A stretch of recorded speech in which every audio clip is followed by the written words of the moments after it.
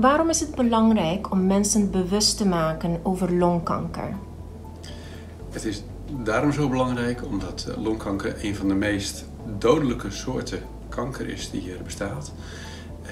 Maar 15% van de mensen waarbij longkanker wordt vastgesteld, leeft nog na 5 jaar. Dus dat betekent dat 85% inmiddels aan de ziekte overleden is. Dus het is een hele ernstige vorm van kanker. Oké. En is het nu anders dan in andere jaren? Ja, eigenlijk wel. Andere jaren, het is natuurlijk altijd een ernstige ziekte. Maar omdat we nu ook nog te maken hebben met corona of COVID, zoals dat ook genoemd wordt, betekent dat we merken dat heel veel mensen angst hebben om naar het ziekenhuis te komen. Langer rondlopen met klachten en met name klachten van hoesten. Dan erg bang zijn dat het om COVID gaat. Terwijl ze misschien veel banger zouden moeten zijn dat het om kanker gaat. Longkanker wel te verstaan. En we hebben het idee dat mensen daarom laat aan de bel trekken. Laat naar de huisarts gaan of naar de specialist gaan. Dus ons advies is dan ook, als je langer dan 3 weken hoest, laat een foto maken, ga naar de huisarts.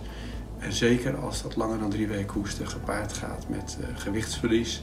Of bijvoorbeeld dat er bloedstreepjes of klontjes in het slijm zit wat opgehoest wordt.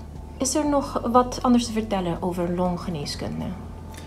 Ja, over longgeneeskunde zelf, maar over de geneeskunde op Curaçao in het algemeen. Ik denk dat we ontzettend trots moeten zijn met z'n allen op ons nieuwe ziekenhuis, dat sinds 15 november 2019 functioneert. Het Curaçao Medical Center, CMC, waar ontzettend veel nieuwe ontwikkelingen gaande zijn, nieuwe technieken geïntroduceerd worden, die uiteindelijk maken dat het niveau van de zorg hier op het eiland alleen maar beter wordt.